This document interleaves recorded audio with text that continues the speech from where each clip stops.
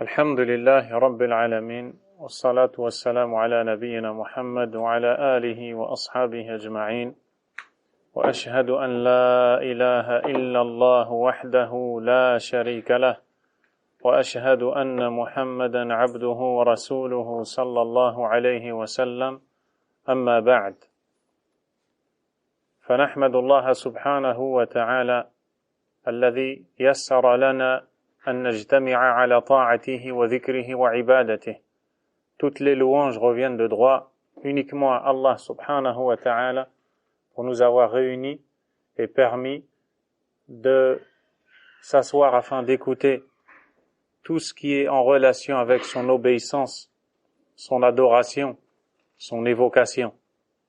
Les instants les plus bénéfiques de notre vie sont les moments où l'on se recueille dans le but de s'instruire dans notre religion, de nourrir nos cœurs, de les éduquer, de sauver nos âmes d'un feu dont le combustible est fait de pierre et d'hommes. Comme Allah subhanahu wa ta'ala a dit, « Ya ayyuhalladhina amanu, ô vous qui avez eu la foi, qu anfusakum wa ahlikum naran wa quduha an-nas wal hijara. » Préservez vos personnes et les vôtres d'un feu dont le combustible est fait d'hommes et de pierres. Subhanallah. Allah subhanahu wa ta'ala est tellement bon envers nous qu'il nous informe du feu qu'il a créé, il nous informe de son combustible et nous conseille en nous ordonnant de tout faire afin de se protéger contre ce feu par l'obéissance, par le fait de nourrir ton âme avec ce pourquoi il t'a créé, subhanahu wa ta'ala. Par Allah, il n'y a rien de meilleur que cela dans cette vie d'ici-bas. Cette vie qui finira par s'arrêter pour laisser place au vrai monde dans lequel beaucoup diront, comme Allah subhanahu wa ta'ala a dit, يَقُولُ يَا لَيْتَنِي قَدَّمْتُ لِحَيَاتِي. Il se mettra alors à dire, malheur à moi, si seulement j'avais avancé du bien pour ma vie. Il se rendra alors compte que sa véritable vie n'était pas celle de la vie d'ici-bas, mais plutôt de l'au-delà pour laquelle il ne s'était pas assez préparé. Il n'avait pas avancé ce dont il avait tant besoin pour passer le test quand il sera interrogé devant Allah subhanahu wa ta'ala. Et nous vivons dans une époque particulièrement où les distractions sont tellement fortes et nombreuses, diverses et variées, que l'un d'entre les gens parmi les croyants ne sait plus où mettre le regard. Je ne parle pas du regard des yeux, je parle du regard du cœur. Il ne sait plus où mettre le regard. Et comme Allah subhanahu wa ta'ala a dit, dans le sens du verset, il nous enseigne que ce ne sont pas les yeux qui s'aveuglent, mais ce sont les cœurs contenus dans les poitrines qui s'aveuglent. وَلَكِنْ تَعْمَى الْقُلُوبُ الَّتِي فِي الصُّدُورِ. Mais ce sont les cœurs contenus dans les poitrines qui s'aveuglent. Et ces poitrines-là contiennent les cœurs qui eux-mêmes doivent contenir la relation avec Allah, la foi en Allah subhanahu wa ta'ala. C'est pour cette raison que ces poitrines-là représentent l'endroit tant convoité par Ash-Shaytan, par Iblis, comme vous l'entendez dans Surat An-Nas. N'est-ce pas qu'Allah subhanahu wa ta'ala nous ordonne et enseigne de lui demander la protection contre les insufflations émanant du Shaytan dans la poitrine de l'homme. Alladhi yuwaswisu fi sudurin nas. Celui qui insuffle ses suggestions dans les poitrines des gens. Min al-jinnati wan nas. Qu'il s'agisse des djinns ou des hommes. Ainsi, la poitrine, c'est un endroit où est contenu le cœur qui lui-même doit contenir la relation avec Allah. Et c'est lui, cet endroit-là, qui est convoité par un shaitan. Si shaitan arrive à pervertir cet endroit-là, il sait avec la plus grande certitude que tout le reste de ton corps le sera aussi. Tes actions le seront, tes paroles le seront, ton comportement le sera. L'imam Muslim rapporte que le prophète alayhi salatu wassalam a dit que quand Allah subhanahu wa ta'ala a créé Adam, lamma khalaqa Allahu Adam tarakahu ma sha'a an yatrukah, il l'a laissé autant de temps qu'il en a voulu. Vous savez que quand Adam alayhi salam a été créé, son âme ne lui a pas directement été insufflée. Un laps de temps s'est écoulé entre la fin de sa création et de sa formation et l'insufflation de son âme suite à laquelle il va avoir la vie. Dans ce laps de temps, فَجَعَلَ إِبْلِيسَ يَطِيفُ بِهِ, Iblis est venu et s'est mis à tourner autour de lui. Qu'a-t-il fait? Il s'est mis à observer, à chercher son point faible, à le jalouser, parce qu'il allait prendre sa place. Il n'acceptait pas, il n'était pas satisfait d'avoir un adversaire qui allait rivaliser avec lui dans le rang qu'il avait chez Allah subhanahu wa ta'ala. Il dit, dans le sens du hadith, فَلَمَّا عَلِمَ أَنَّهُ أَجْوَفْ, et quand il a vu qu'il est ajwaf, ajwaf c'est le vide de la poitrine. Quand il a vu ce vide dans la poitrine, après avoir tourné, il est entré dans son corps, il est sorti, il a tourné autour, il l'a étudié. Où est son point faible à celui-là que je n'aime pas, que je déteste? Comment pourrais-je le détruire? Puis il a vu la poitrine et un vide dans cette poitrine. Qu'est-ce qu'il s'est dit? Alima annahu khalaqa khalqan la yatamalak. Il a alors été convaincu qu'Allah venait de créer une créature qui ne pourra pas se contenir. Elle va être tentée, elle va faiblir, elle va vouloir suivre les passions, les égarements, et tout ça va partir de cet endroit-là convoité par Iblis qui est as-sadr, la poitrine.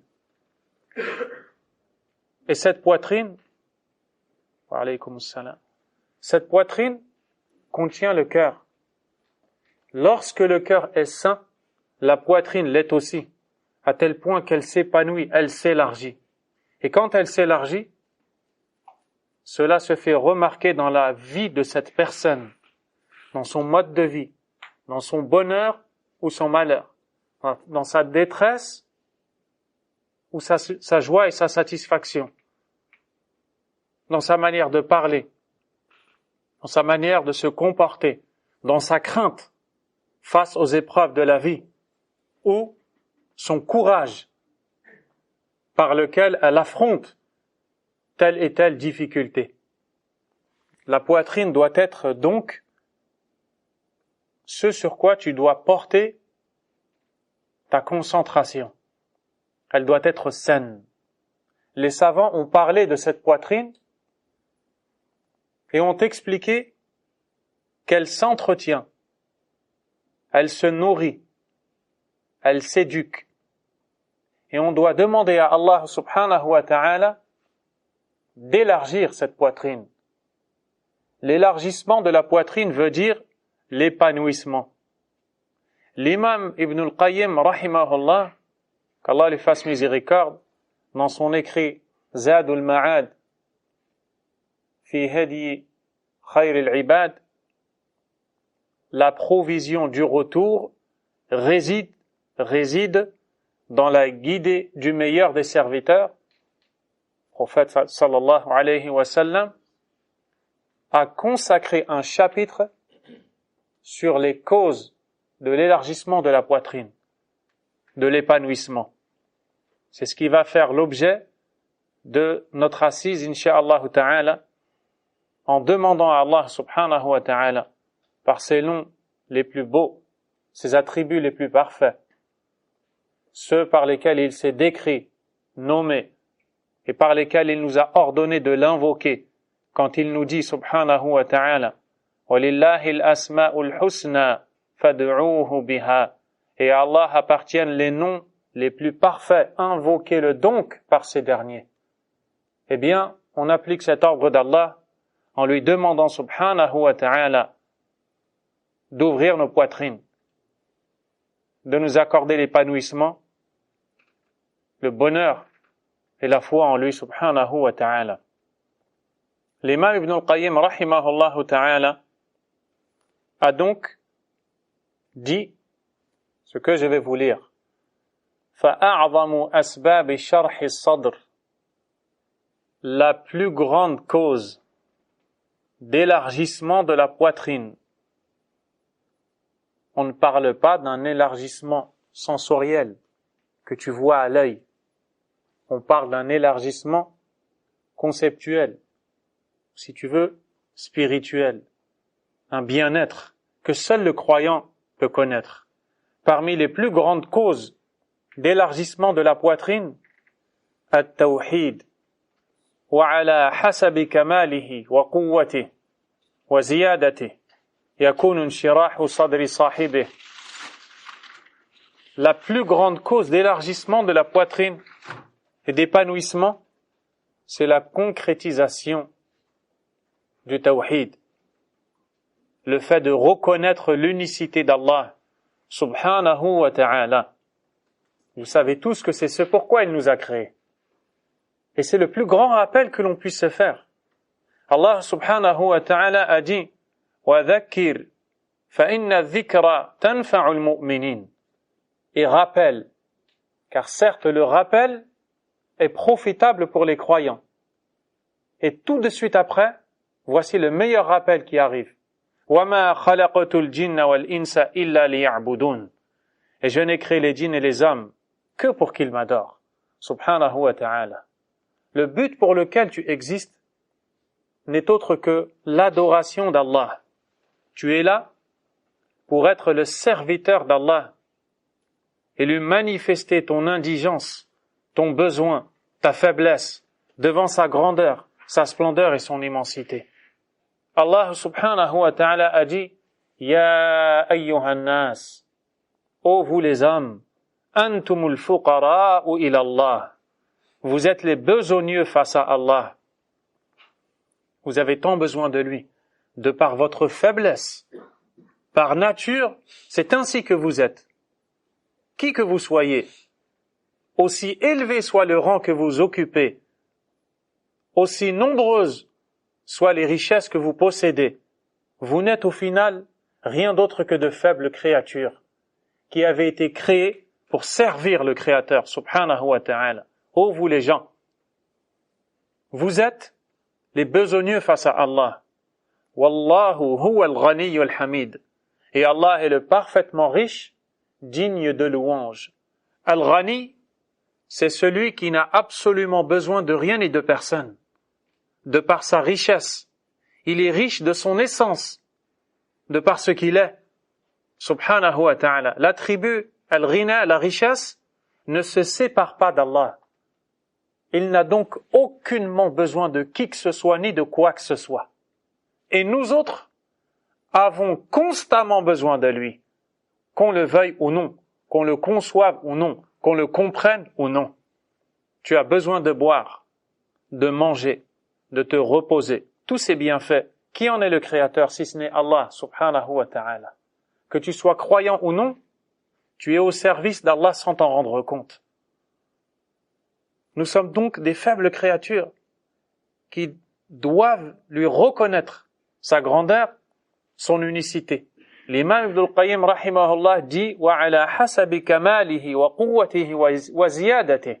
Et proportionnellement au caractère complet de cette connaissance de l'unicité d'Allah Azza wa Jal, de sa force, de son ajout, viendra ou non l'élargissement de la poitrine. On ne parle pas du tawhid consistant en une science, une connaissance non accompagnée d'une réalité. Une simple science consistant à dire le tawhid se divise en tant de catégories, il y a tant de conditions et tant de preuves. Puis vivre comme si ce n'avait pas une réalité dans notre vie. Ce n'est pas ça qui va t'élargir ta poitrine. ce qui va t'élargir ta poitrine, c'est de traduire ça par une réalité, de faire que cela devienne une réalité dans ta poitrine et dans ton cœur, qui te permette de vivre avec un lien avec le Créateur, le Tout-Puissant, subhanahu wa ta'ala.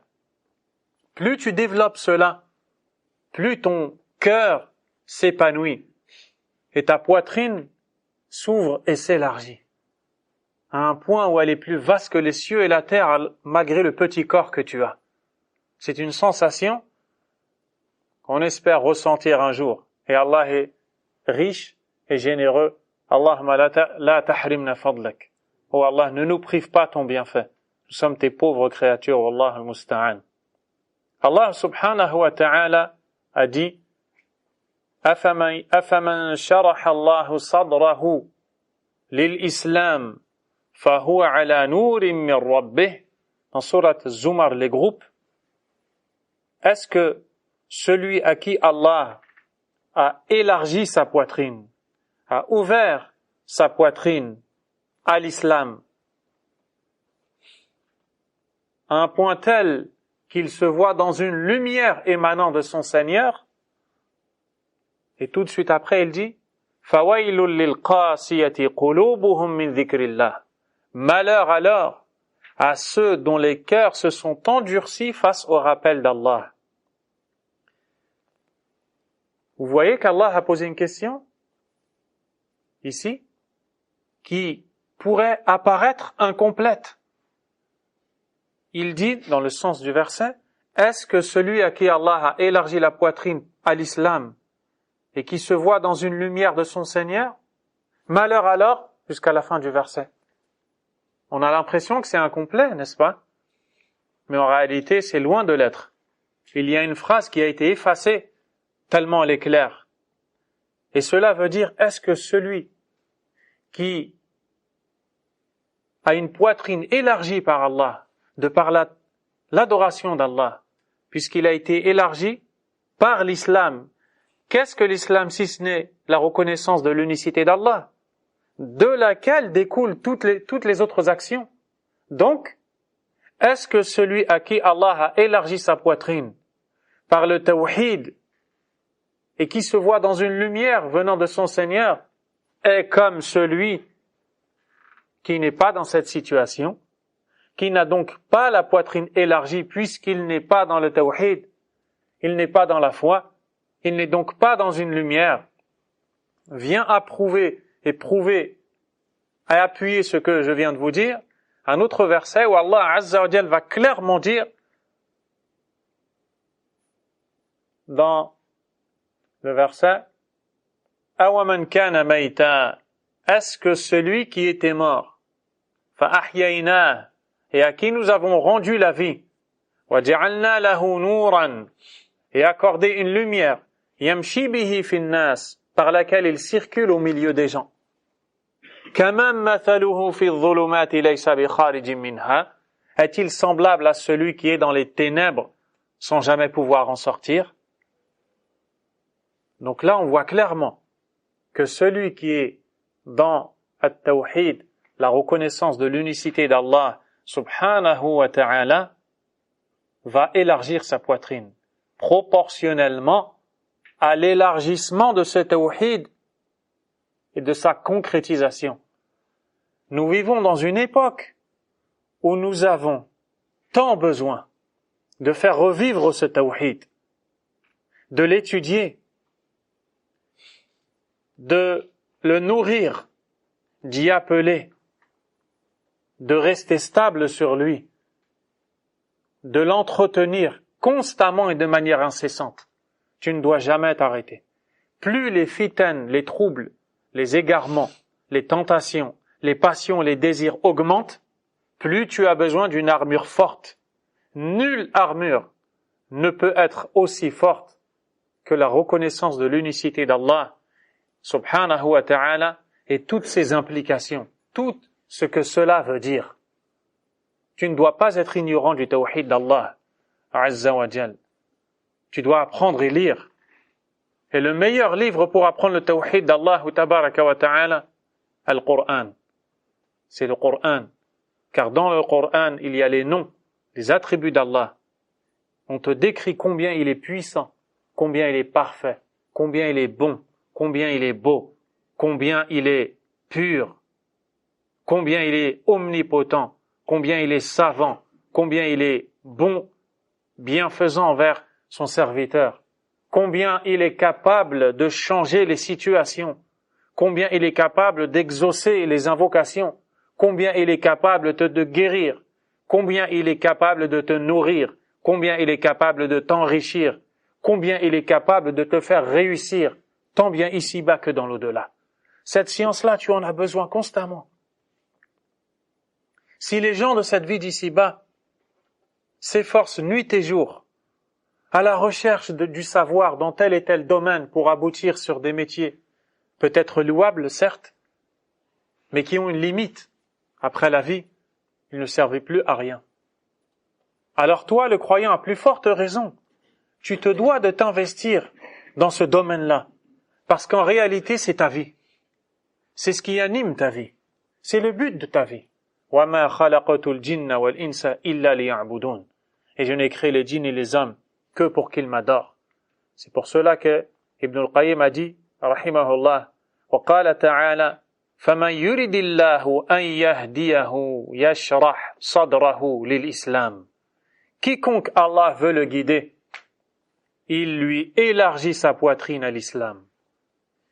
Si Allah veut te guider, il va t'inviter au tawhid. S'il veut te guider, il va t'élargir ta poitrine. Tu vas prendre connaissance de ton Seigneur, subhanahu wa ta'ala. Par contre, s'il ne le veut pas, qu'Allah nous en préserve. Allahumma la tahrimna fadlak. Allahumma la tahrimna fadlak. Allahumma la tahrimna fadlak.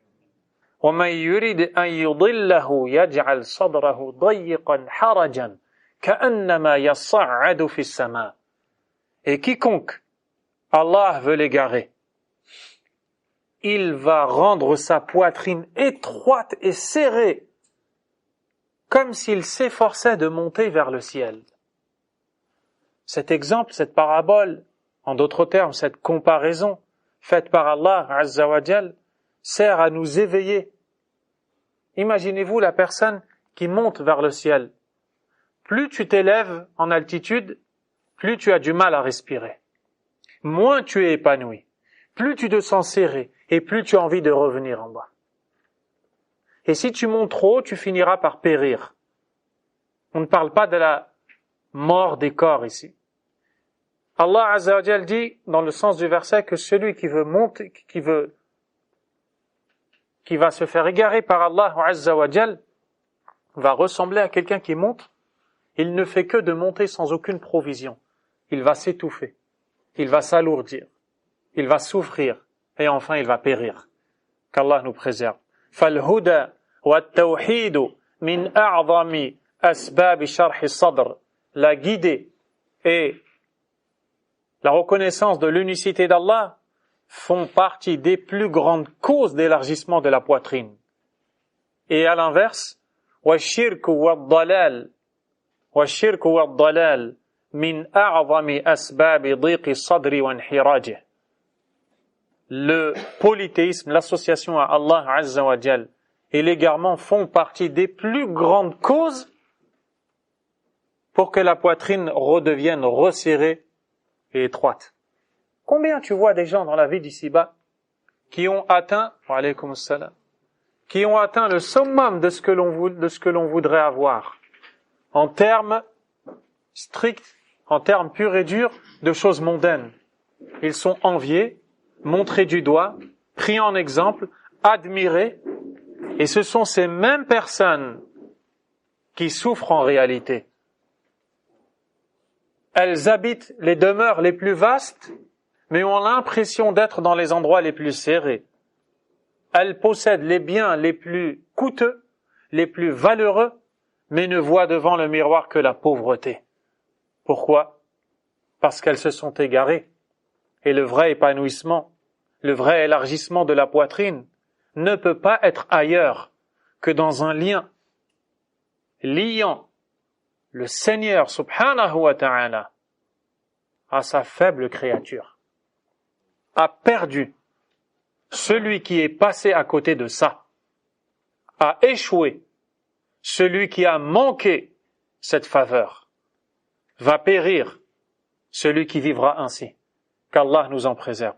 Allahumma nas'aluka bi asma'ika al-husna wa sifatika al-ula wa bismika al-a'zam alladhi idha du'ita bihi ajabt wa idha su'ilta bihi a'tayt ya hayyu ya qayyum ya dhal jalali wal ikram wa nahnu fi hadhihi as-sa'ati min akhir sa'ati al-jum'ah nas'aluka an tashraha sudurana bit-tawhid wa tashfiya bihi qulubana وتزكي به نفوسنا اللهم اغفر لنا Oh Allah, pardonne-nous nos fautes.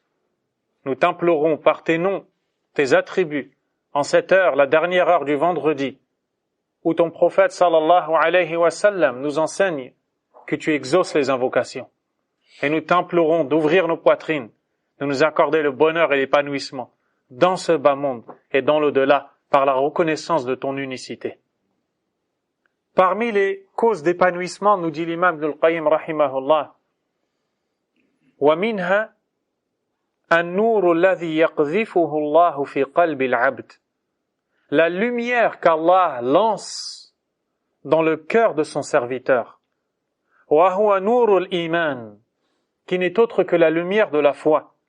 فَإِنَّهُ يَشْرَحُ الصَّدْرَ وَيُوَسِّعُهُ وَيُفْرِحُ الْقَلْبِ فإذا فقد هذا النور من قلب العبد ضاق وحرج وصار في أضيق سجن وأصعبه. La deuxième, c'est la lumière qu'Allah subhanahu wa ta'ala met dans le cœur du croyant, du serviteur. Le croyant a une lumière dans son cœur. Il a une véritable lumière. Elle n'est pas sensorielle. Elle ne se voit pas à l'œil nu. Elle est conceptuelle, elle se perçoit spirituellement.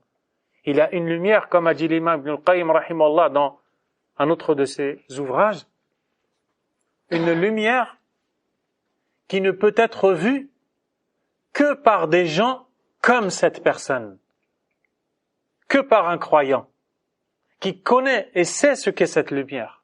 Il parle le même langage, il la voit. Tu vois aujourd'hui des ulama, des savants, tu dis munawwar, il est illuminé, sans pour autant que tu ne vois de réelle lumière. C'est ton cœur qui voit cette lumière. Il y a dans le cœur du croyant une véritable lumière,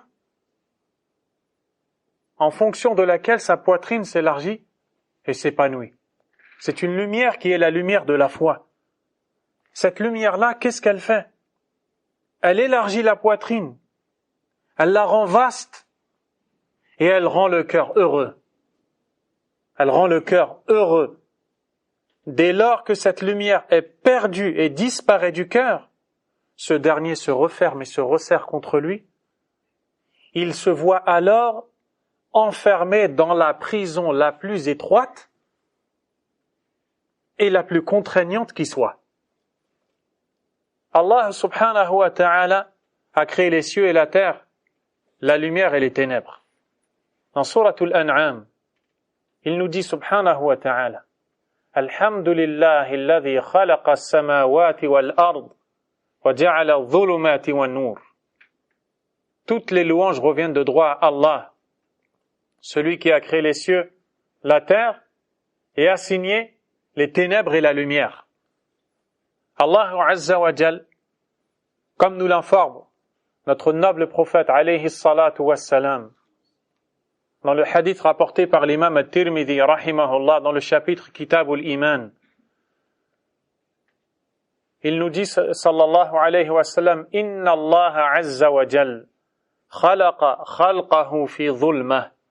Allah, exalté soit-il, a créé ses créatures dans des ténèbres. Thumma alqa alayhim min nourihi. Puis leur a envoyé de sa lumière. فَمَنْ أَصَابَهُ مِنْ ذَلِكَ نُورِ اهْتَدَى. Quiconque se voit touché de cette lumière sera guidé. وَمَنْ أَخْطَأَهُ ضَلَّ. Et quiconque a manqué cette lumière s'égarera. À la base, l'homme est dans les ténèbres, dans l'ignorance, dans les péchés, dans les passions, dans l'égarement, dans le mal.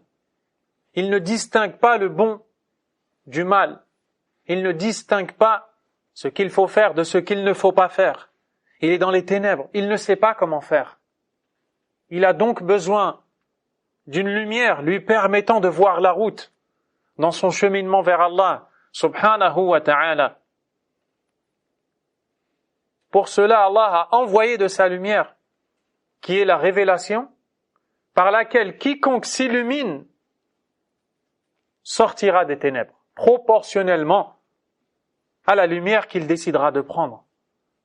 Ça dépend d'Allah avant tout, subhanahu wa ta'ala. Mais après Allah azza wa jalla, les causes sont dans tes mains. Lorsque tu entres dans une pièce sombre, la première chose que tu fais, tu cherches où est l'interrupteur te permettant d'allumer la lumière. Lorsque tu es dans un endroit sans aucune lumière, tu marches avec la plus grande prudence, de peur de tomber dans ce qui va te nuire. Pourtant, toi le serviteur, et moi le serviteur d'Allah, subhanahu wa ta'ala, nous marchons nuit et jour vers Allah azza wa jal, sans pour autant que l'on ne cherche la lumière dont nous avons besoin, pour ne pas tomber non pas dans des pièges qui vont causer une jambe cassée, une douleur dans le ventre ou dans le dos, mais un cœur détruit et une poitrine serrée.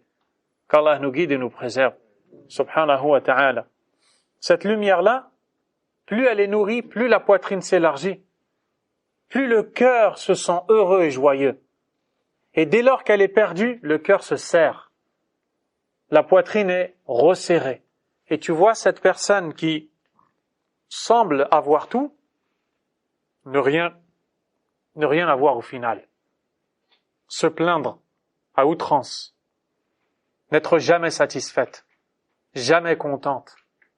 La moindre épreuve qui la touche suffit pour la déstabiliser. Le moindre mal l'atteignant est suffisant pour la détruire et la désorienter. Pourquoi? Parce que dans ce cœur-là, il n'y a pas de lumière. Et ce cœur-là, tu dois l'illuminer et ne pas le laisser ténébreux. Qu'Allah nous en préserve. Allahumma nawwir qulubana. C'est pour cette raison que le prophète sallallahu alayhi wa sallam invoque Allah en lui demandant de lui accorder la lumière dans son cœur, dans sa langue, dans son visage, devant lui, derrière lui, à droite, à gauche, en haut et en bas quand il marche vers la mosquée. Il demande que la lumière l'entoure, l'habite et l'anime, sallallahu alayhi wa sallam, alors qu'il se rend à la mosquée afin d'accomplir la prière décrite par le prophète sallallahu alayhi wa sallam, wa salatu nur. La salat est une lumière. Il va chercher la lumière, il fait la cause. Il se dirige vers la mosquée et il demande à Allah de lui accorder. Et c'est cela que doit faire le mu'min. Il cherche et demande à Allah subhanahu wa ta'ala. Ensuite, l'imam Ibn al-Qayyim rahimahullah a évoqué un hadith qui est rapporté par l'imam al-Tirmidhi, qui est jugé faible par l'imam al-Albani rahimahullah, mais nous allons quand même le lire, dans lequel il est dit, le prophète sallallahu alayhi wa sallam a dit, إِذَا دَخَلَ النُّورُ الْقَلْبَ, lorsque la lumière pénètre le cœur, إِنْفَسَحَ وَانْشَرَحَ, celui-ci s'ouvre et s'élargit. قَالُوا وَمَا عَلَامَةُ ذَلِكَ يَا رَسُولَ اللَّهِ, il fut dit, et quel est l'indice de cela, ô messager d'Allah? Il répondit, قال الإنابة إلى دار الخلود, c'est le retour vers la demeure de l'éternité.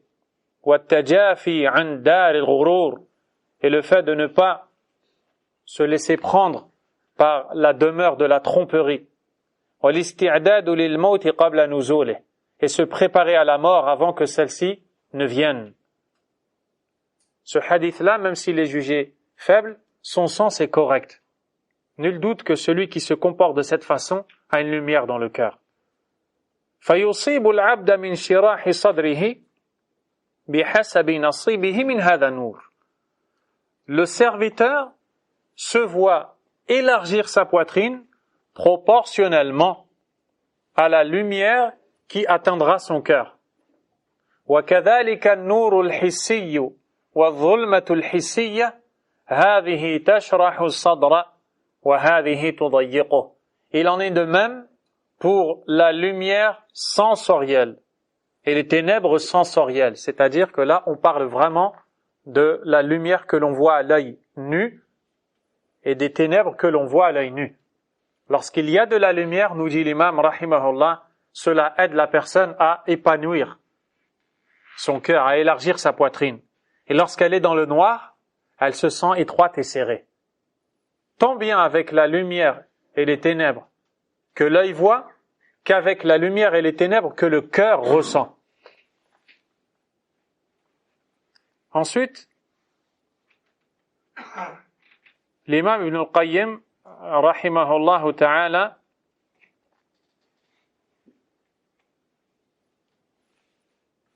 nous dit, parce qu'en fait j'ai devant moi l'explication de Cheikh Mohammed Aman al-Jami, rahimahullah ta'ala, mais je vais prendre uniquement le texte afin de ne pas trop étaler. La troisième cause, il nous dit, rahimahullah, wa minha al-ilm. Parmi les causes d'épanouissement et d'élargissement de la poitrine, l'acquisition du savoir. Al-ilm, la connaissance. فَإِنَّهُ يَشْرَحُ الصَّدْرِ. Certainement, la science élargit la poitrine. وَيُوَسِّعُهُ. Et la rend vaste. Écoutez bien. Écoutez ce que fait la science. Écoutez ce que fait al-ilm dans le cœur du croyant. Prenez connaissance de l'effet de la science dans la poitrine du croyant. Et voyons, où sommes-nous et où en sommes-nous avec cette science qui produit cet effet considérable dans la poitrine. وَيُوَسِّعُهُ حَتَّى يَكُونَ أَوْسَعَ مِنَ الدُّنْيَا.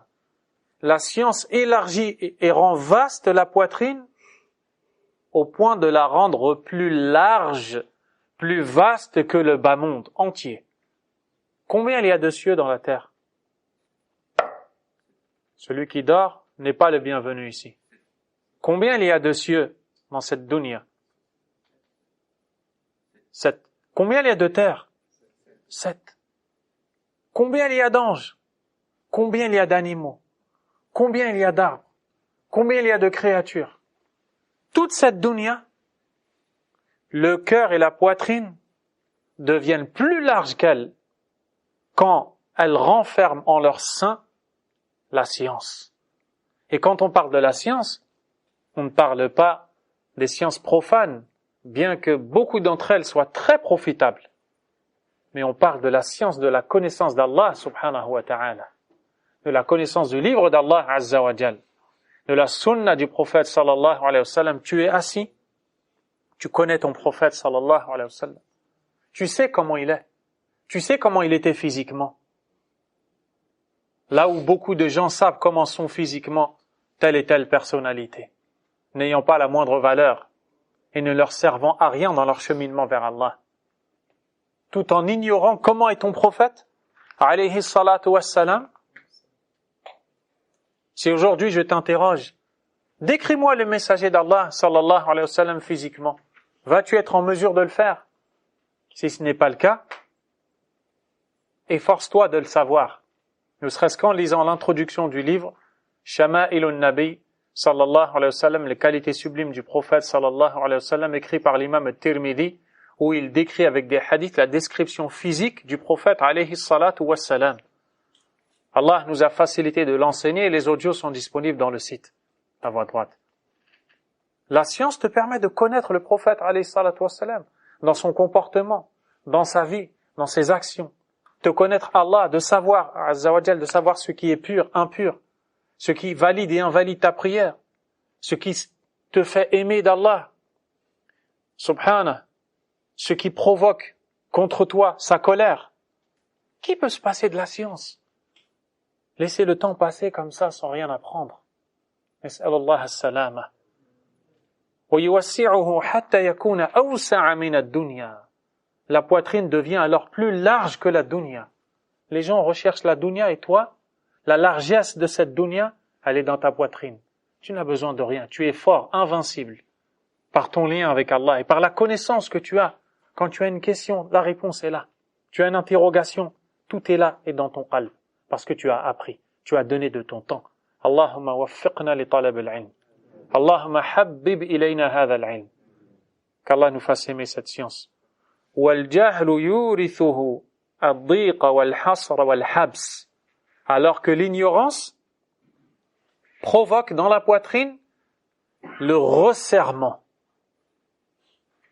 l'emprisonnement et l'enfermement sur elle-même. L'ignorant, il est enfermé dans sa poitrine. L'ignorant ne connaît pas Allah.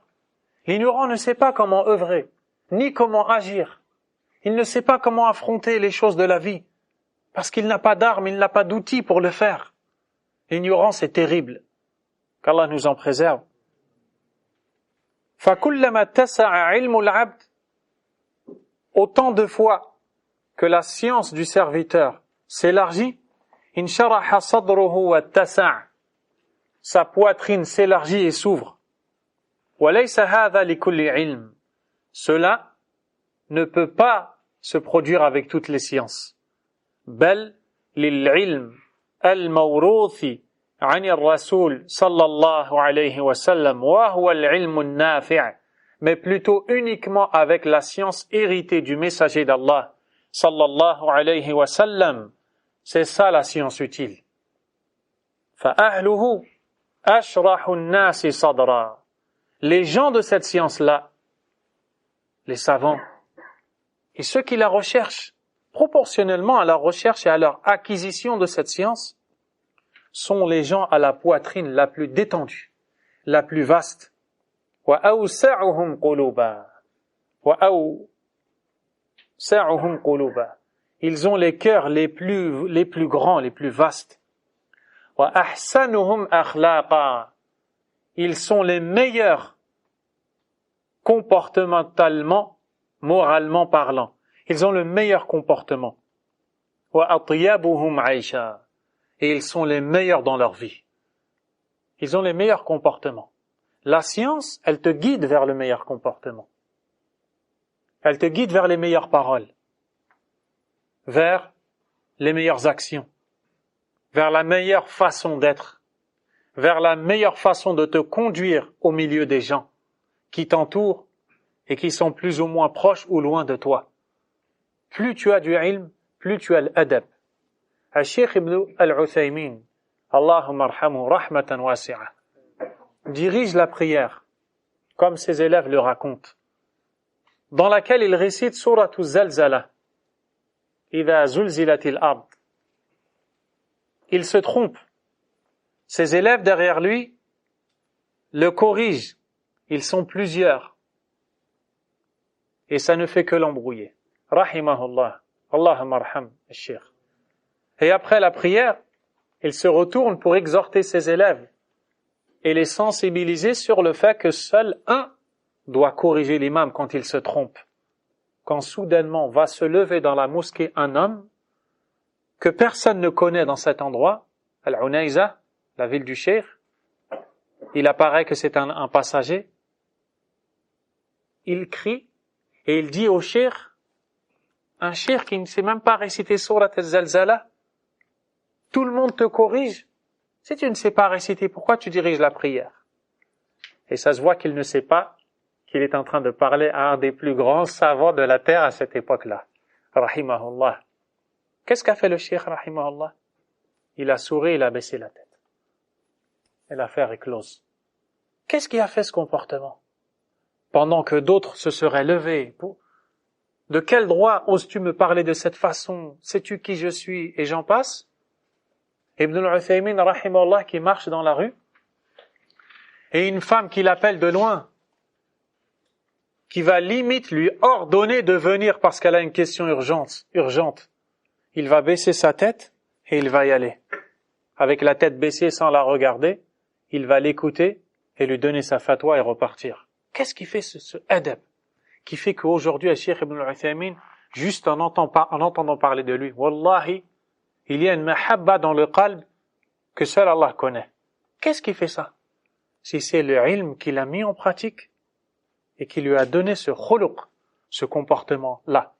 si tu voyais le Cheikh Ibn Baz, rahimahullah ta'ala, et le comportement qu'il avait, subhanallah, si tu voyais ces ulama qui ont vécu, qui ont été éprouvés et qui ont eu les meilleurs akhlaq, les meilleurs comportements. Mohammed Aman al-Jami, rahimahullah, un homme vient le voir pour l'informer qu'il a fait de la médisance contre lui et lui demander pardon.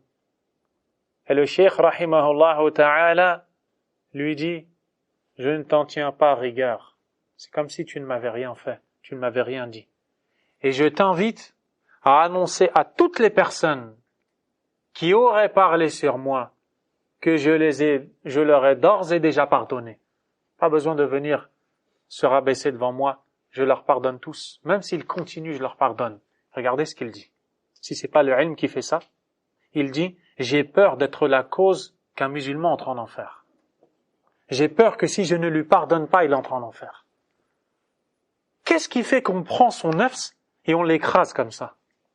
Qu'est-ce qui fait qu'on prend sa personne et qu'on ne la considère pas? Et qu'on regarde bien plus loin et bien plus haut que ça? Al-ilm. C'est l'ilm qui fait ça. Rahimahumullahu jami'an. Ces gens-là sont les gens qui ont la meilleure vie. Wallah, ils ont la meilleure vie. Parmi les causes de l'épanouissement, de l'élargissement de la poitrine, وَمِنْهَا الْإِنَابَةِ إِلَى اللَّهِ سُبْحَانَهُ وَتَعَالَى. Le retour à Allah subhanahu wa ta'ala. Le retour à Allah. وَمَحَبَّتُهُ بِكُلِّ الْقَلْبِ. Et l'amour pour lui avec tout le cœur. On ne parle pas de l'amour en partie. Quel délice, quelle saveur. Si Allah nous faisait goûter ce bonheur d'avoir un cœur rempli, inondé, abondant, plein d'amour pour lui subhanahu wa ta'ala. Wallahi, c'est capable. On espère toujours d'Allah subhanahu wa ta'ala. Allahumma mla' qulubana hubban lak. Oh Allah, remplis nos cœurs d'amour pour toi. Allahumma mla' qulubana ta'ziman lak. Oh Allah, remplis nos cœurs de vénération à ton égard. Et donc, plus il y a un retour vers Allah, plus il y a un amour pour Allah subhanahu wa ta'ala, plus la poitrine s'élargit. Wal iqbalu alayhi. Plus il y a l'amour, plus il y a le cheminement vers Allah, wa tana'umu bi'ibadatihi, le fait de savourer son adoration, fala shay'a ashrahu li sadri al-'abdi min dhalik. Rien d'autre que cela ne peut ouvrir la poitrine plus intensément que ça. Un retour du cœur à Allah. Le cœur est un récipient. Le cœur, c'est un récipient. Ne pouvant contenir qu'un seul liquide. Dès lors que ce récipient est plein, il n'accueillera plus aucun liquide parce qu'il n'aura plus de place. Allah t'a créé un récipient vide à la base, prêt à accueillir le lien avec Allah, l'amour d'Allah Azza wa Jal. Tout au long de ta vie, dans ton cheminement, dans ce que tu vas faire, tu vas choisir de déverser dans ce récipient qu'est le cœur ce que tu estimeras être de bonnes choses pour toi. Tu vas par la suite y attacher. Et en fonction de ces choses-là, tu ressentiras ou non un épanouissement, un élargissement ou non de la poitrine. Et s'il existe des liquides sensoriels, palpables, qui sont nuisibles quand on les met dans un récipient, au point de pouvoir détruire ce récipient, n'est-ce pas? Tellement ils sont chimiques et dangereux, eh bien sachez qu'il existe non pas des liquides, mais des choses qui, lorsqu'elles vont habiter le cœur, risquent de le détruire, de lui faire tellement de mal que l'individu va se retrouver dans un état où il ne sait même plus qu'il est égaré. Il ne sait même plus ce dont il a besoin. Vous n'avez qu'à observer et méditer autour de vous pour le voir. Quand tu vois aujourd'hui que l'un d'entre les gens se sent épanoui, comme s'il avait atteint l'objectif suprême, parce qu'il a acquis un bien pour lequel il dort, se lève, œuvre, vit, auquel il s'attache, subhanallah, pour lequel il est soucieux, angoissé, anxieux. Lorsqu'il dit « ma raison de vivre, c'est mon épouse », lorsqu'elle dit « ma raison de vivre, c'est mon époux », lorsqu'ils disent « ma raison de vivre, ce sont mes enfants », depuis quand est-ce que la raison de vivre est une créature d'Allah? Les créatures d'Allah Azza wa Jal sont des moyens pour t'aider à concrétiser ta raison de vivre. قُلْ إِنَّ صَلَاتِي وَنُسُكِي وَمَحْيَايَ وَمَمَاتِي لِلَّهِ رَبِّ الْعَالَمِينَ. Dis, certes, ma prière, mes sacrifices, ma vie, ma mort, toutes ces choses-là sont vouées exclusivement à Allah, Seigneur des mondes. وَبِذَلِكَ أُمِرْتُ. Et c'est ce qui m'a été ordonné. وَأَنَا أَوَّلُ الْمُسْلِمِينَ. Et je suis le premier des soumis. C'est ça le bonheur. C'est un cœur attaché à Allah, un cœur qui revient à Allah, subhanahu wa ta'ala. Il n'y a rien qui ouvre la poitrine plus que cela. حَتَّى إِنَّهُ لَيَقُولُ أَحْيَانًا. Au point où l'un d'entre ces gens-là, qui ont atteint ce niveau de bonheur du cœur, dit إِن كُنْتُ فِي الْجَنَّةِ فِي مِثْلِ هَذِهِ الْحَالَةِ فَإِنِّي إِذًا فِي عَيْشٍ طَيِّبٍ. Subhanallah. Certains ont dit, si le ressenti que j'ai, ils étaient tellement proches d'Allah subhanahu wa ta'ala qu'ils se sentaient dans un délice sans pareil. Ils ne regardent aucune créature. Ils sont bien avec Allah tabaraka wa ta'ala. Au point de dire, je me dis que si au paradis je me sens comme ça, alors je serai dans une très bonne vie. Vous avez entendu ça? Les dormeurs, vous avez entendu? On vous parle des qouloub, on vous parle des poitrines. Et vous venez fermer vos yeux ici? Vous savez pourquoi vous fermez vos yeux? Parce que les cœurs ne sont pas ouverts. Donc ce sujet est pour toi à plus forte raison. Ouvre tes yeux après avoir ouvert ton cœur avant. Concentre-toi. Sois présent par ton cœur. Ne te laisse pas avoir.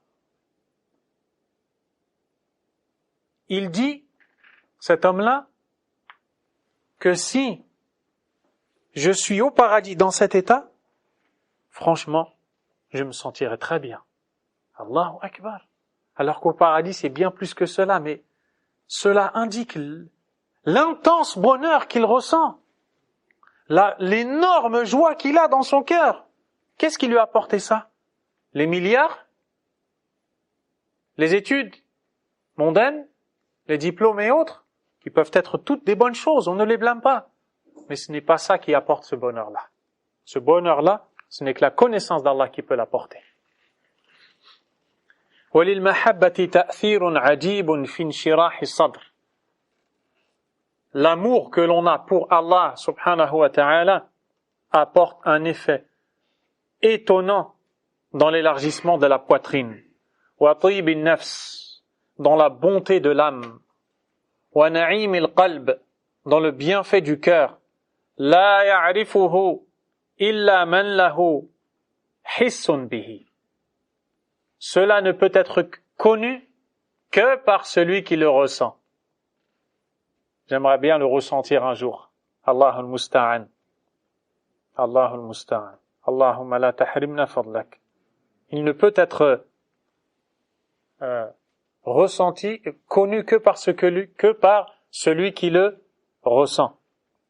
وَكُلَّمَا كَانَتِ الْمَحَبَّةُ أَقْوَى وَأَشَدَّ. Chaque fois que l'amour s'intensifie et se fait de plus en plus fort, كَانَ الصَّدْرُ أَفْسَحَ وَأَشْرَحَ. La poitrine s'élargit et devient encore plus grande. وَلَا يَضِيقُ. Et quand est-ce que cette poitrine-là qui s'est élargie, parce qu'elle est revenue à Allah, parce qu'elle s'est attachée à Allah, parce qu'elle a aimé Allah, ولا يضيق إلا عند رؤية البطالين الفارغين من هذا الشأن. Et cette poitrine ne se resserre que lorsque la personne ne voit les chômeurs vides de cette chose-là. Les chômeurs, ceux qui n'ont pas de lien avec Allah.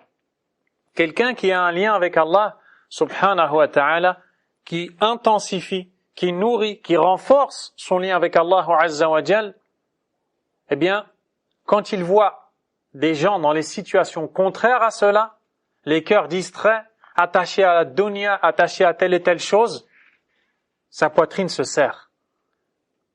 Vous en avez sûrement fait l'expérience. Quand tu t'assois 1 heure, 2 heures, sans pour autant que le nom d'Allah ne soit évoqué, sans qu'il n'y ait l'iman, quand tu passes une journée où tu te sens que tu as raté, qu'est-ce qui se passe? Tu te sens serré. Proportionnellement à cela, tu te sens serré. Quand tu vois ces gens-là, qui n'adorent pas Allah, qui n'obéissent pas à Allah azza wa jal, ta poitrine se serre. Tu as envie de changer.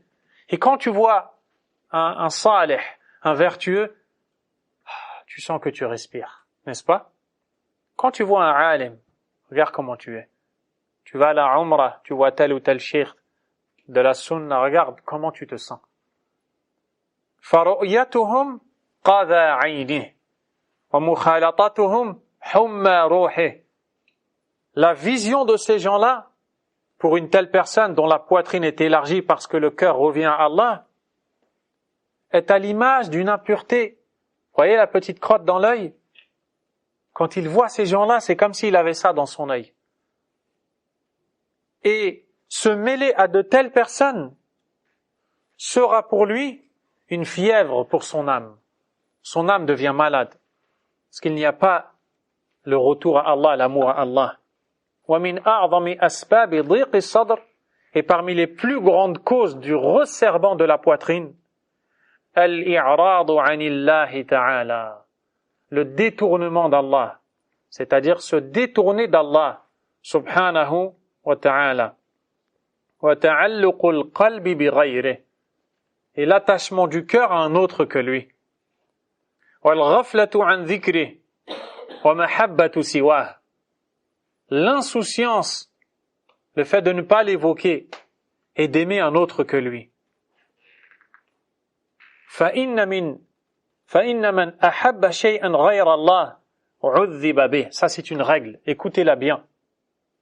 Celui qui aime un autre qu'Allah sera châtié par cet autre-là. On ne parle pas de l'amour naturel. L'homme qui aime son épouse, l'épouse qui aime son mari, l'homme qui aime ses enfants, aimer ton frère en Allah, les choses qui sont bonnes. On ne parle pas de cet amour-là. On parle d'un amour qui va au-delà de ça. L'amour qui ne doit être voué qu'à Allah. L'amour qui est la ibada, l'adoration, l'amour qui nourrit le lien, l'amour qui fait que tu ne vis que pour ça, que tu n'œuvres que pour ça. Cet amour-là, ce n'est que pour Allah. Combien de gens se sont retrouvés, comme on le dit, amoureux, ou la femme amoureuse, n'est-ce pas, l'amour passionnel. Et on sait de quoi on parle. On a vu ces gens-là. Wallahi, une souffrance, je ne sais pas comment vous la décrire. Je ne l'ai pas vécu, Allahumma lakal hamd, mais je l'ai vu de très près, ayant côtoyé nombre de personnes. Une souffrance, perdre la clairvoyance à un point indescriptible. Tu as la personne devant toi, tu as l'impression qu'elle a perdu la raison, elle ne sait plus comment vivre. Elle veut vivre la nuit et dormir le jour. Elle ne veut plus travailler, elle ne veut plus rechercher la subsistance, elle ne veut plus... Pourquoi? Parce que telle épouse, telle femme l'a quitté. Et elle, parce que tel homme l'a quitté. Je vous invite à lire ce qu'a dit l'imam Ibn Taymiyyah, rahimahullah, dans son livre Al-Ubudiyya, la servitude, et Allah a accordé l'immense grâce d'avoir lu et enseigné ce livre, et les audios sont présents dans l'audio intitulé La véritable prison est la prison du cœur, pas celle du corps, où il détaille ce principe-là. attacher le cœur à un autre qu'Allah, cet autre va être la source de ton châtiment. La personne est attachée à une femme, par exemple. La femme est attachée à un homme, au point de faire centrer sa vie sur cette créature. Et tu vois après que c'est cette créature qui va lui faire souffrir. Comment expliques-tu cela? Tu as cherché le bonheur chez quelqu'un qui n'a rien à te donner. Tu as cherché à être riche chez un pauvre, à être soigné chez un malade. Tu as cherché la science chez un ignorant. Tu as cherché la réussite chez l'échec et la perte. Ibn al-Qayyim rahimahullah dit وَسُجِنَ قَلْبُهُ فِي مَحَبَّةِ ذَلِكَ الْغَيْرِ. Celui qui s'attache à un autre qu'Allah, son cœur va s'emprisonner dans cet autre-là. فَمَا فِي الْأَرْضِ أَشْقَى مِنْهُ. Il n'y aura sur terre personne de plus triste que cette personne-là. وَلَا أَكْسَفَ بَالًا وَلَا أَنْكَدَ عَيْشًا وَلَا أَتْعَبَ قَلْبًا. Ni avec un cœur le plus épuisé, la vie la plus ternie, que ce genre de personne-là qui a confié son cœur à un autre qu'Allah, subhanahu wa ta'ala. Refuse de donner ton cœur à un autre qu'Allah. Refuse de faire qu'un autre qu'Allah soit la raison de ta vie. Refuse cela. Purifie ton cœur, nettoie-le, remplis-le d'amour d'Allah. Mais si on passe notre temps sans jamais apprendre, pensez que ça va tomber d'en haut? Si on n'apprend pas, si on n'étudie pas, si on ne lit pas, si on nourrit pas, et à côté de cela, on va dans des occupations qui ne font que nous distraire et nous diriger, nous attacher à des parures mondaines apparentes, pourtant trompeuses. C'est tout à fait normal qu'au final, on va atteindre ce résultat désastreux. Qu'Allah nous en préserve. فَهُمَا مَحَبَّتَانِ. Ils sont donc deux amours. Mahabbatun hiya jannatud dunya. Un amour qui est le jannah dans cette dunya. Wa sururun nafs. La joie du nafs. Wa ladhatul qalb.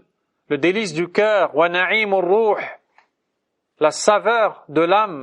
Wa ghidha'uha. La nourriture de l'âme. Wa dawa'uha. Sa guérison, son remède. Bal hayatuha wa qurratu ayniha. Plus encore, sa vie et sa réjouissance. Wa hiya mahabbatullah wahdahu bi kulli al-qalb. C'est l'amour d'Allah uniquement avec tout le cœur.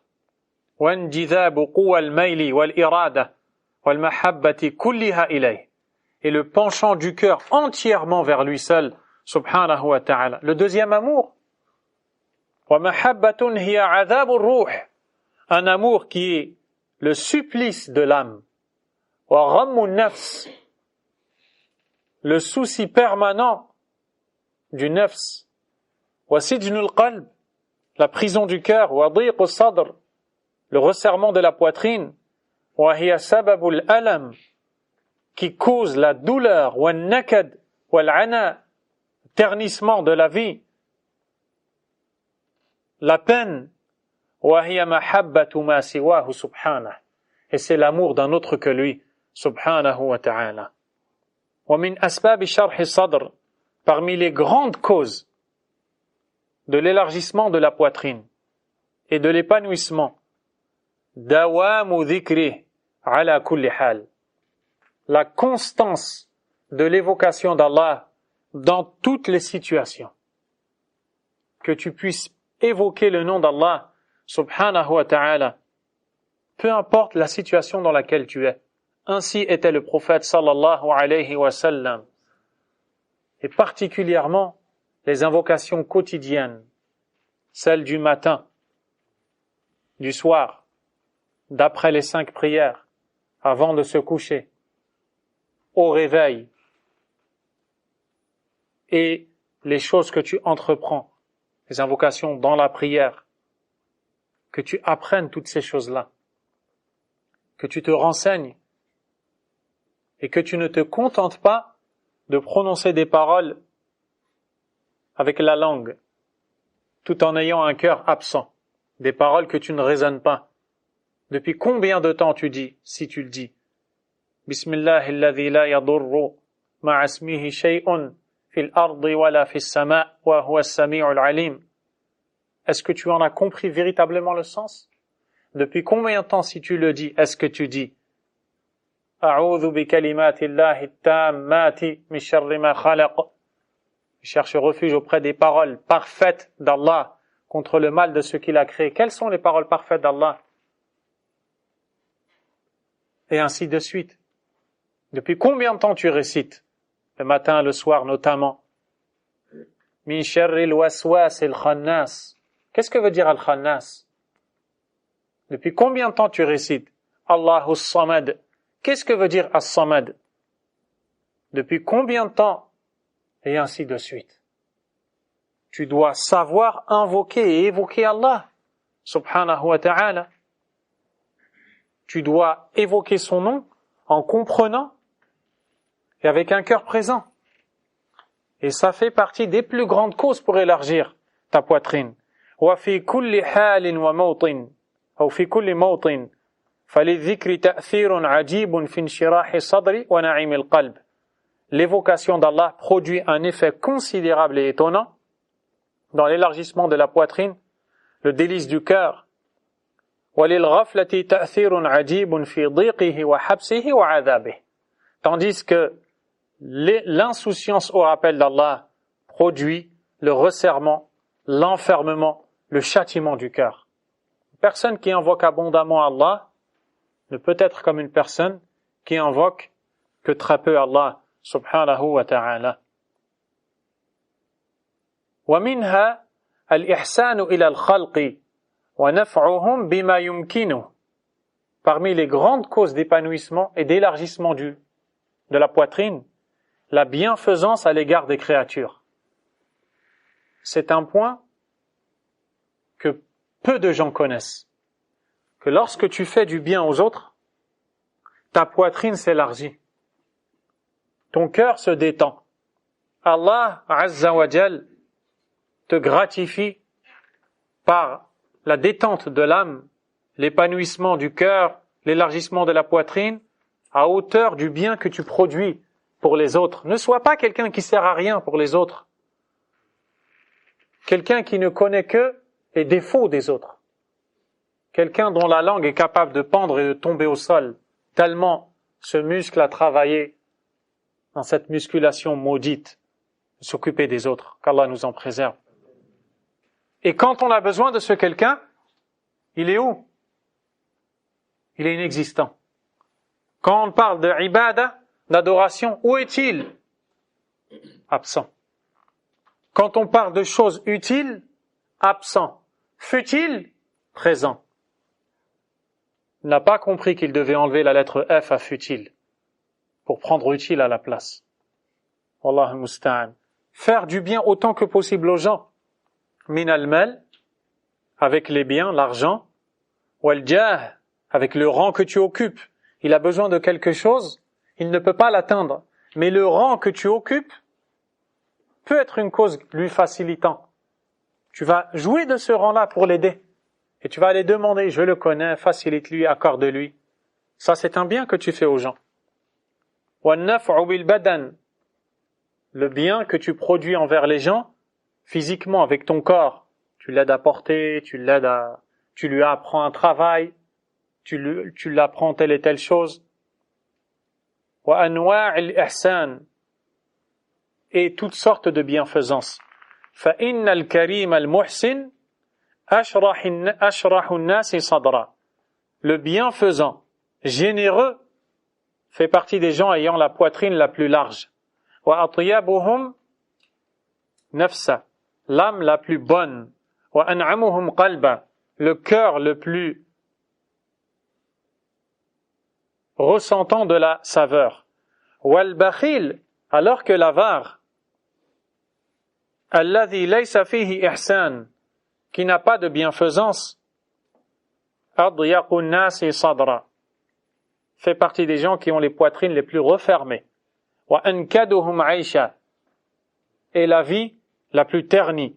وَأَعْظَمُهُمْ هَمًّا وَغَمًّا, et qui ont le plus de soucis et de peines. Un avare qui reste, ne s'occupe que de lui, qui ne fait pas de bienfaisance envers les gens, il n'est pas à l'aise. وقد ضرب رسول الله صلى الله عليه وسلم مثلا للبخيل والمتصدق.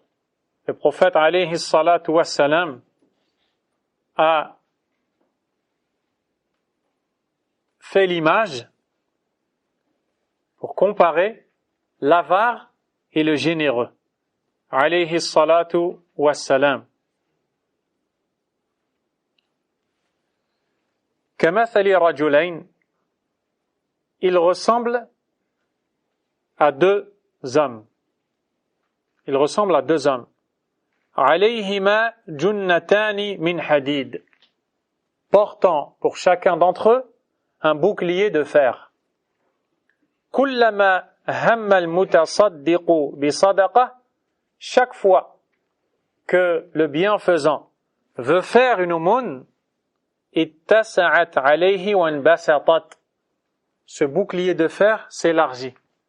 Il se sent léger dedans, il se sent détendu. حتى يجر ثيابه ويعفى أثره. Il s'élargit, ce bouclier, il s'élargit, il devient tellement grand, tellement large finalement, il est comme dans le vide, à un point qu'il tire ses vêtements, tellement il est grand. C'est une image pour montrer combien se sent bien celui qui est bienfaisant vers les gens. وَكُلَّمَا هَمَّ الْبَخِيلُ بِالصَّدَقَةِ, et chaque fois que l'avare veut faire une sadaqa, mais comme il est avare, il se retient. لَزِمَتْ كُلُّ حَلْقَةٍ مَكَانَهَا وَلَمْ تَتَّسِعْ عَلَيْهِ. Eh bien, ce bouclier-là en fer, il reste à sa place. Il l'empêche. Il se dit peut-être que je vais faire un bien, mais comme il est avare, au final, il ne le fait pas. Il est alors à l'image de quelqu'un qui est en train de s'enfermer. Ça, c'est l'image de celui qui donne et qui ne donne pas. فَهَذَا مَثَلُ انشِرَاحِ صَدْرِ الْمُؤْمِنِ الْمُتَصَدِّقِ. C'est l'image faite du croyant donnant. وَانْفِسَاحِ قَلْبِهِ, et la largesse de son cœur. وَمَثَلُ ضِيقِ صَدْرِ الْبَخِيلِ وَانْحِصَارِ قَلْبِهِ, ainsi que l'image du resserrement de la poitrine de l'avare et de l'enfermement de son cœur. Qu'Allah subhanahu wa ta'ala nous en préserve.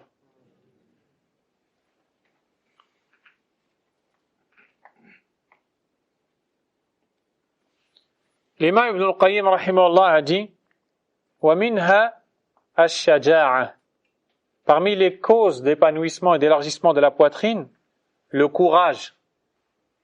Le courage. فَإِنَّ الشُّجَاعَ مُنْشَرِحُ الصَّدْرِ, car certes, le courageux a la poitrine large. وَاسِعُ الْبِطَانِ مُتَّسِعُ الْقَلْبِ, il a la poitrine large, le cœur vaste.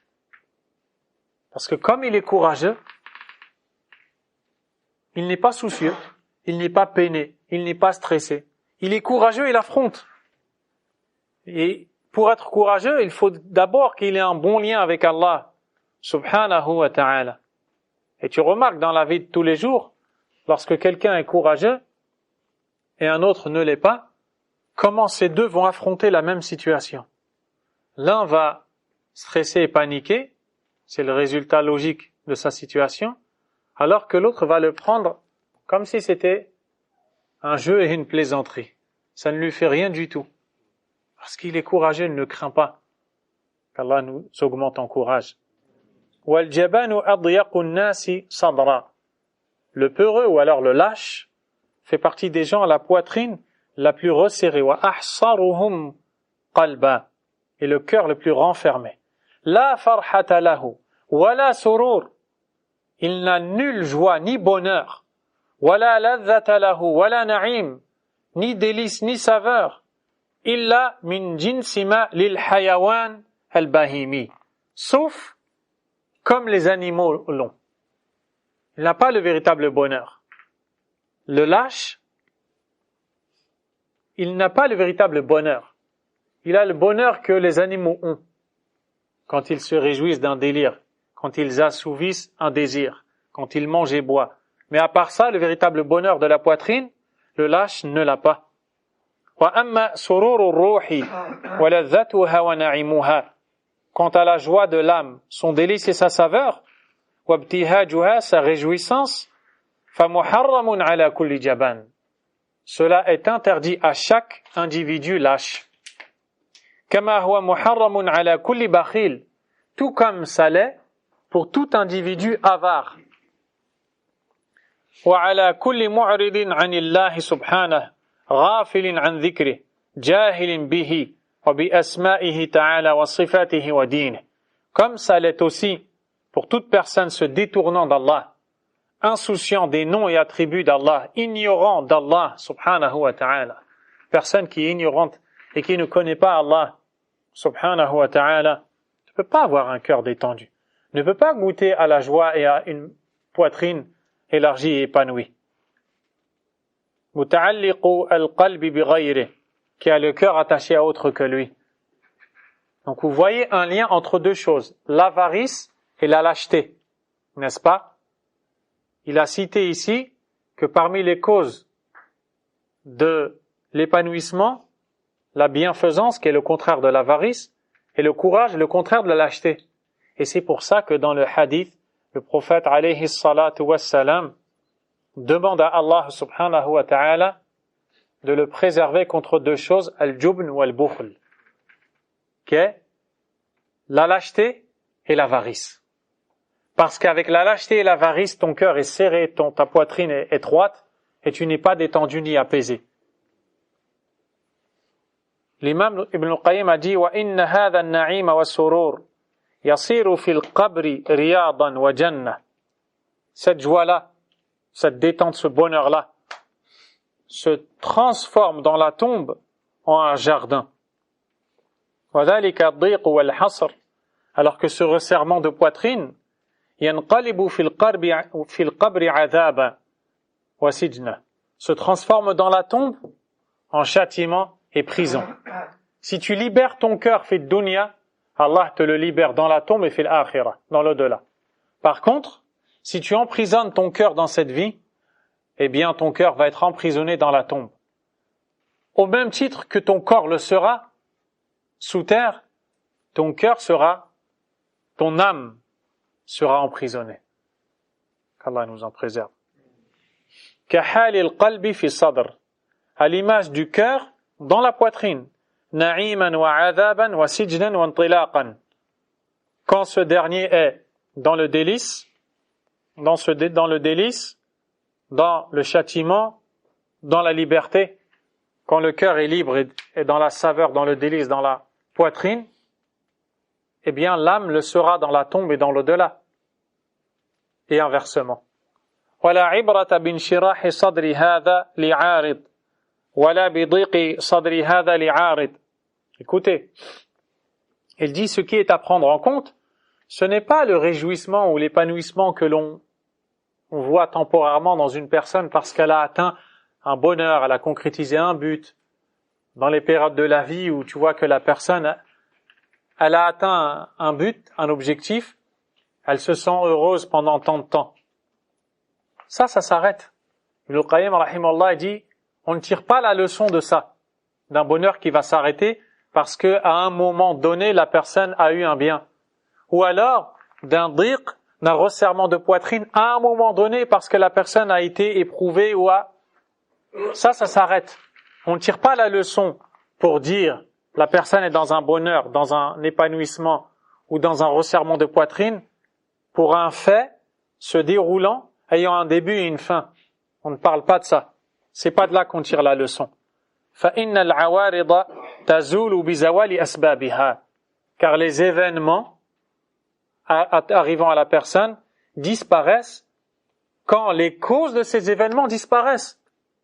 Par exemple, il a eu une joie parce qu'il a eu un enfant, c'est bien. Mais Allah Azza wa Jalla l'a ensuite éprouvé en lui reprenant. Donc la cause qui a provoqué sa joie est partie. C'est une bonne joie, mais ce n'est pas celle qui est à prendre en compte quand on parle d'épanouissement, quand on parle d'élargissement de la poitrine. On parle de celle qui ne disparaît pas quand tu entretiens ton lien avec Allah subhanahu wa ta'ala. وإنما المعول على الصفة التي قامت بالقلب توجب انشراحه وحبسه فهي الميزان. Mais la balance nous permettant de mesurer et peser le véritable bonheur ou non, le véritable épanouissement ou non, c'est plutôt le contenu du cœur. Wallahu al-musta'an. Et Allah est celui à qui on demande l'aide. Je vais lire une ou deux dernières et on va s'arrêter, incha'Allah. ومنها بل من أعظمها إخراج دغل القلب من الصفات المذمومة التي توجب ضيقه وعذابه.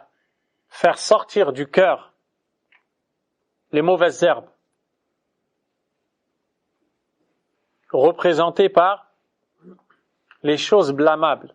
Qu'est-ce qu'il peut y avoir de blâmable dans le cœur? L'orgueil, la jalousie, la mauvaise opinion d'Allah subhanahu wa ta'ala, le fait de croire de ta personne ce qu'elle n'est pas, le manque de sincérité, le manque de véracité, l'hypocrisie, toutes ces choses-là sont des mauvaises herbes dans la plantation du cœur. Il faut les faire sortir, il faut purifier ce cœur. Allah Azza wa Jal a dit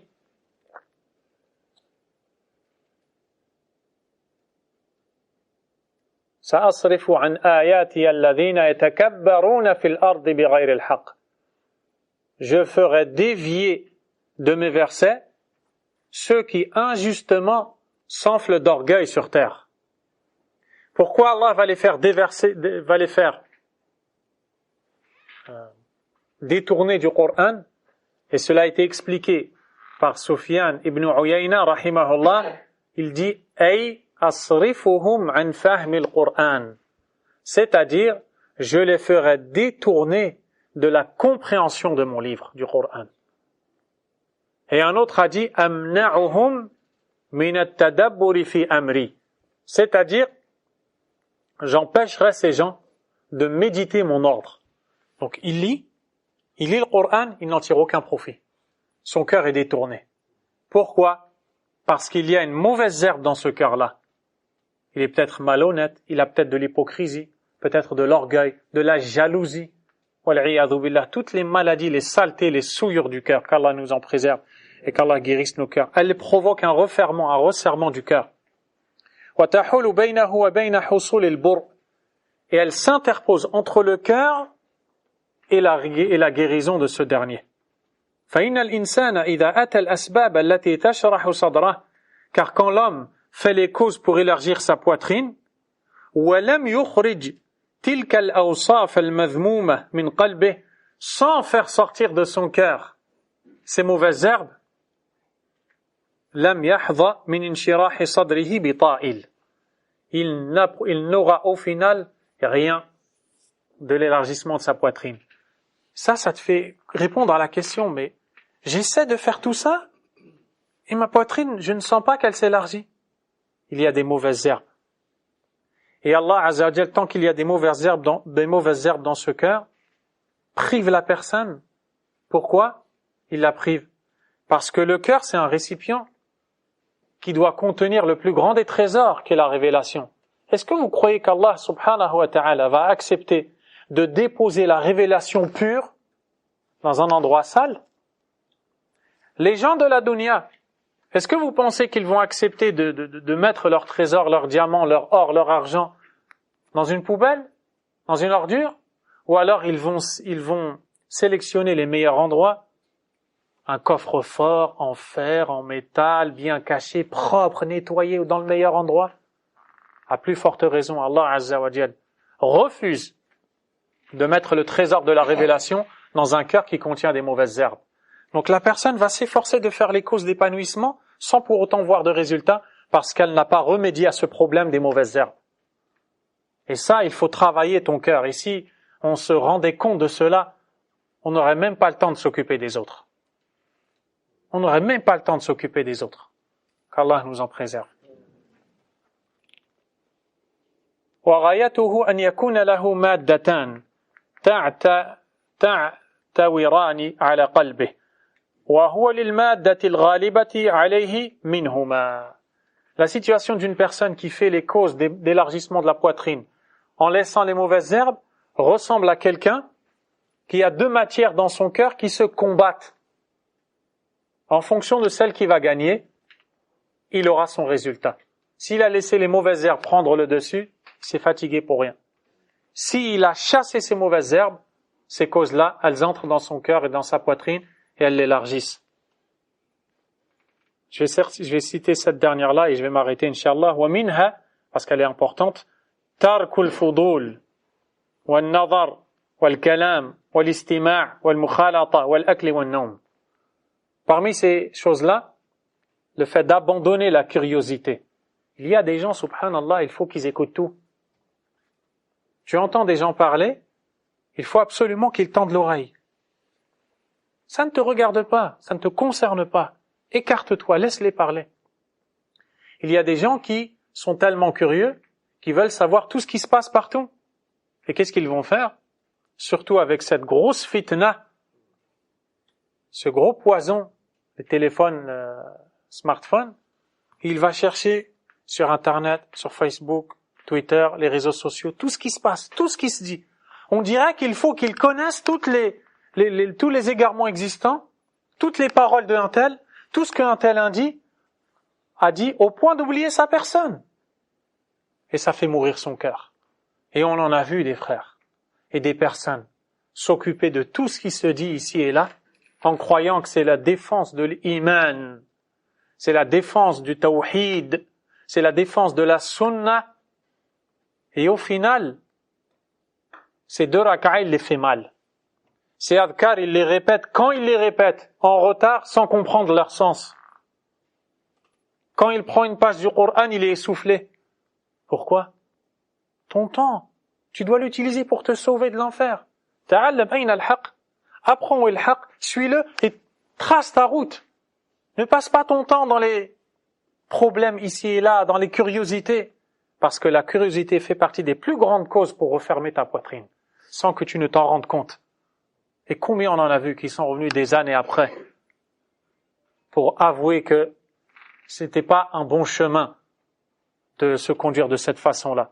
Le fait de délaisser la curiosité, le regard, l'abondance de paroles, de l'écoute, de se mêler trop aux gens, de trop manger, de trop dormir.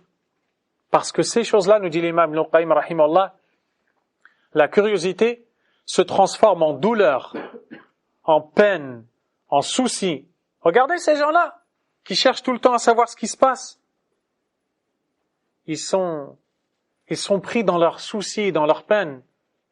C'est leurs sujets principaux. Telle chose, telle chose, telle chose. Si tu ne parles pas, c'est comme si tu n'es pas dans ad-din sahih, dans la religion correcte. C'est une erreur. Sa poitrine est en train de se fermer à cette personne-là.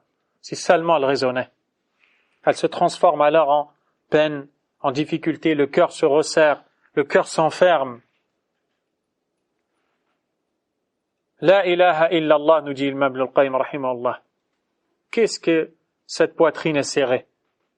Une poitrine de quelqu'un qui a frappé sa poitrine avec toutes les choses mauvaises, toutes les choses mauvaises.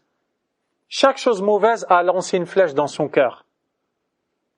Combien sa vie est ternie, combien sa vie est mauvaise, combien son cœur est resserré. La ilaha illallah, dit l'imam, rahimahullah. Qu'est grand le bonheur et le délice de quelqu'un dont chaque flèche de bonne chose a atteint son cœur. Comme Allah Azza wa Jal a dit, Innal abrar la fi na'im. Certes, al-abrar, les bons, les pieux, les vertueux, sont dans les délices. Wa innal fujjar la fi jahim. Et certes, les mauvais sont dans al-jahim, dans le châtiment, dans le adhab. Et il y a des disparités entre ces deux catégories-là de personnes. Ainsi, le prophète, alayhi salatu wassalam, était l'homme à la moralité la meilleure, la poitrine la plus vaste, le cœur le plus ouvert, le plus réjoui, la vie de l'âme la plus bonne, le regard le plus réjoui. Il était heureux, sallallahu alayhi wa sallam. Qu'Allah subhanahu wa ta'ala nous fasse atteindre sa guidée et sa sunnah. Et ainsi seront les suiveurs du prophète sallallahu alayhi wa sallam. Ils auront une part de la protection d'Allah pour eux, de la défense d'Allah pour eux, du renforcement d'Allah pour eux, du secours d'Allah azza wa jal pour eux, en fonction du suivi du prophète sallallahu alayhi wa sallam. Et les gens se diviseront en ceux qui prennent en abondance et ceux qui prennent que peu de cela. Celui qui trouve en lui du bien, qu'il remercie Allah azza wa jal. Celui qui ne trouve pas de bien, qu'il ne fasse du blâme qu'à lui-même. Wallahu a'lam. Wa sallallahu wa sallam wa baraka ala nabiyyina Muhammad wa ala alihi wa ashabihi ajma'in. Subhanaka Allahumma wa bihamdik ashhadu an la ilaha illa ant astaghfiruka wa atubu ilayk.